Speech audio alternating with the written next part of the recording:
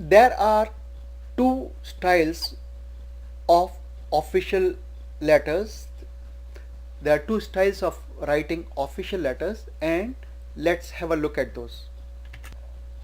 The styles of writing an official letter can be an American style or a non-American style.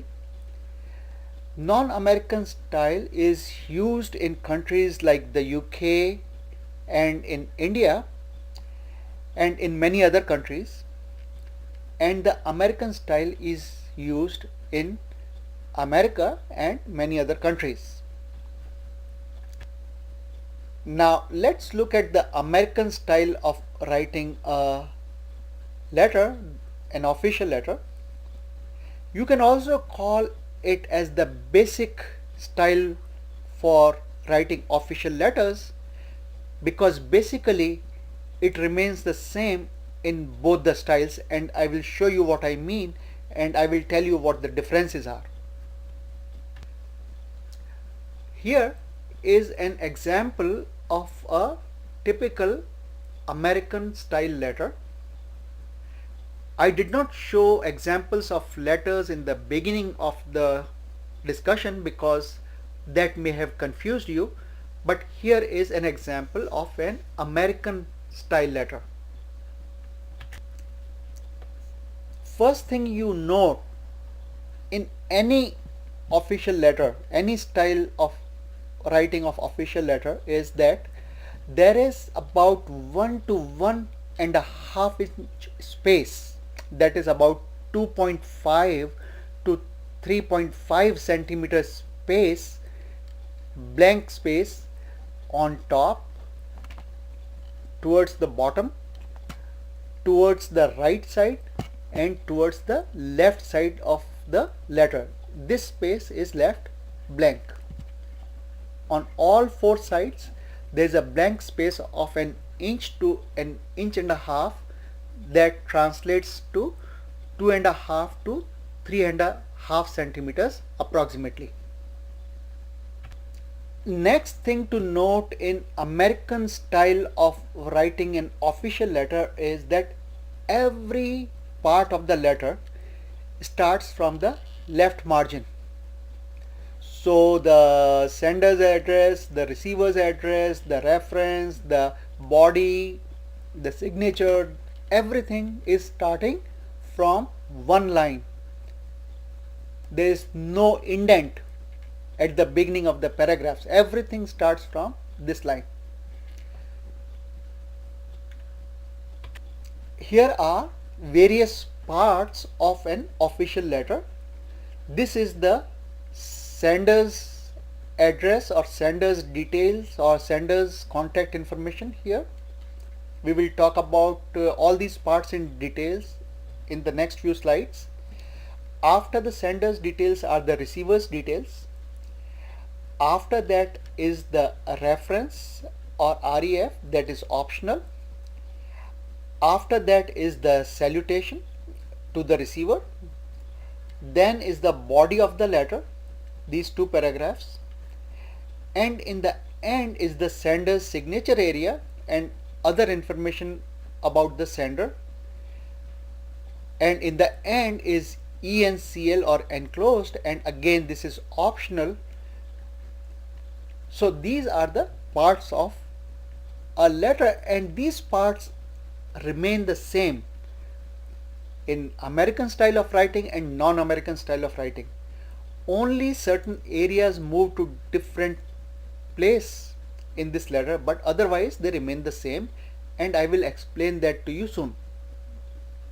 Now the sender's contact details are written on the top of the letter, and they include the first line as the first and the last name, the second line as the street address, the third line as the city's name, the fourth line is the state and zip or pin code, and then the country name if it's an international letter, and the last line is the date.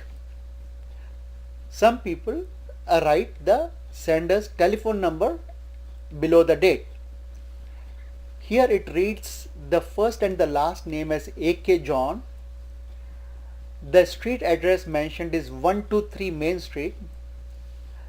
The city's name written here is the North City in third line. The fourth line has the name of the state, which says Raj State 012345, which is the pin or the zip. Then it says March 1, 2014 or 2014, which is the date when this letter is sent. And as I said, some people add the telephone number here. That way all the information about the sender is in one place. Coming to a receiver's details, the first line has the name, that is the first and the last name, if it is known, if you know it. The second line is the designation, again if you know it, otherwise you can write the manager or the supervisor, and the department. The next line is the name of the company. The line below that is the street address.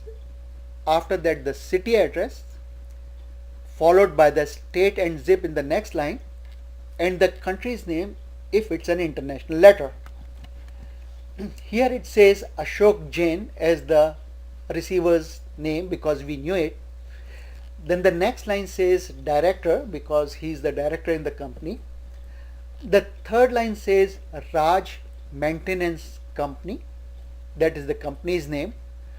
The fourth line says 789 East Street because that is the street address.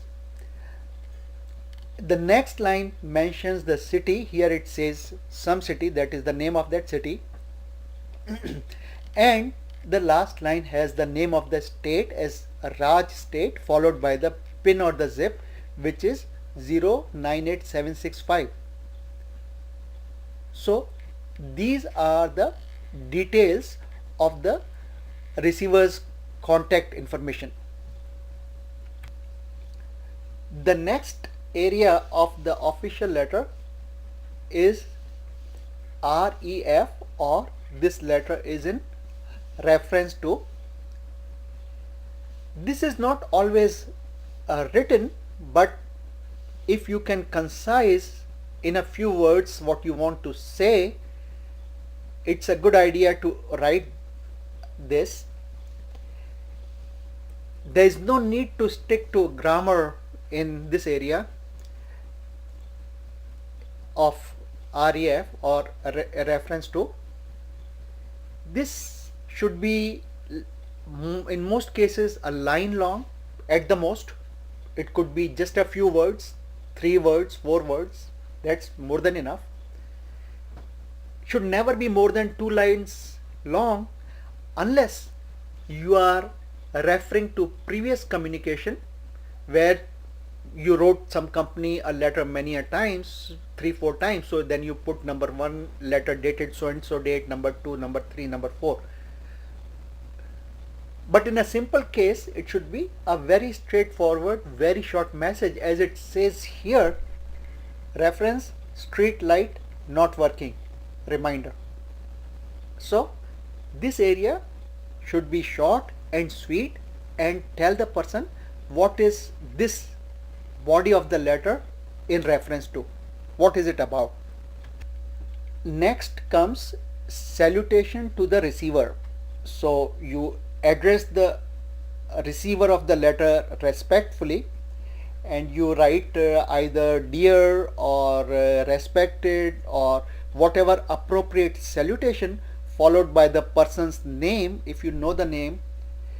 If you do not know the name, you can write the person's designation and department, like dear sales manager, dear vice president marketing, etc. Rarely, if you don't know anything about where your letter will end up, you can remove this line, but only in the American system. In rest of the world they write dear sir or dear madam or dear sir forward stroke madam. So you can write a general or dear manager or dear supervisor. So you write a common addressing designation here if you don't know the name. Very rarely, as I said, if you have no idea, in the American system you can remove this line, but in the other system, as used in India and in the UK and in many other countries, you write dear sir or dear madam or any appropriate salutation. Next is the body of the letter, where you write paragraphs on different issues, one paragraph flowing into the other and the other. Use active voice, use short sentences, do not confuse the reader, do not be rude or abusive, use proper paragraph formatting, and you may use the last paragraph to summarize the issue and to keep the communication channel open as mentioned earlier. Different countries need different formatting for these paragraphs, and you can learn about this formatting from our presentation on how to write paragraphs. For example, here there is no indent. In American writing there is no indent at the beginning of the paragraph. There is no indent here. In non-American writing, like the one that is used in India and in the UK and many other countries, there is an indent, and I will show you what I mean by that.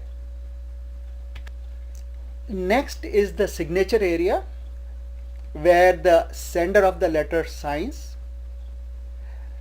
Use 1 to 3 spaces depending on the size of your signature. Below the signature, write the full name of the person who has signed the letter. Then, if the signer has any email, write that email, and some people write the telephone number here, others write the telephone number after the date in the sender's contact information. If you want to write the fax number, that comes below the telephone number. Some people do not want to give their phone number or email, and then you don't write anything. There is no compulsion, there is no rule that you must give all this information. You only give the information you want to give. A word about spacing. See, there are 2 spaces between the sender's information and the receiver's contact information. There are 2 spaces between the receiver's contact details and the reference. There are 2 spaces between in reference to and dear Ashok Jain, the receiver of the letter. The reason is we want to keep this portion that tells what is the letter in reference to very clear, and we don't want to merge these two closely. If there is less space, you can finish the letter by using 1 space. You can use 1 space here and 1 space here, but for exam purposes use 2 spaces. The body of the letter only uses a single space. See, there is 1 space here, 1 space here. Then again, when you want to separate the information, you write 2 spaces, you use 2 spaces. So before yours truly you use 2 spaces. After yours truly you need to use 2 or 3 spaces. Here by mistake it's only 1 space. Then before enclosed you use 1 or 2 spaces depending on how much amount of space is available. So these are, but never write 2 parts without giving a space between them. Don't merge this and this, don't merge this and this, don't merge this and this. 1 space is a must. If there is space available, you can use two spaces in these areas that I showed to you. Then towards the end of the letter you write ENCL or enclosed if you are enclosing something along with the letter, like copies of the previous communication or some photographs. If you are not enclosing anything, don't write anything, don't write ENCL and leave this out of the letter. About the phone number, some people write the phone number here after the signature, others write it after the date here. Wherever you write it, if you want to give your phone number, write it at one place and that's enough. If you don't want to give your phone number, don't write it. Somehow by tradition, the email is written here after the signature. It is sender's information. It could as well have been here, but by tradition it is written here. The email and the website, if you want to give, they are written after the signature.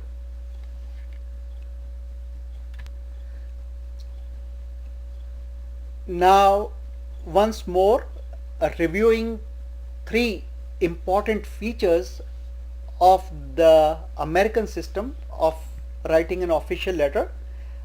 Everything starts from the left margin.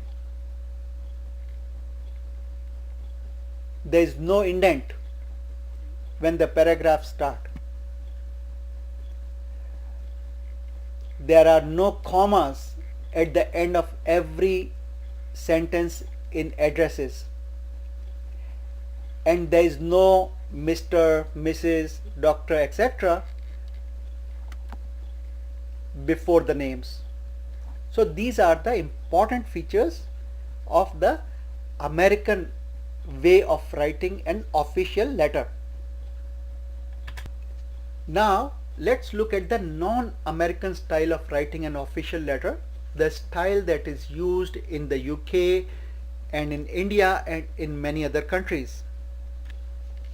Now this is the sample copy of a letter that is non-American style. This type of letter is used in the UK and in India, and you can see there are some essential differences, and let's look at those differences. In the non-American way of writing letters, as in India and the UK, the sender's name is written aligned to the right margin. The sender's name and address and contact details are written aligned to the right margin. So also the signature area aligns to the right margin. Everything ends on the right margin. The second difference is that there is an indent. This is called the indent. The blank space before the first word of the first sentence of the paragraph is called indent, and it's about half an inch or an inch blank space. So the indent is used in the non-American system of writing.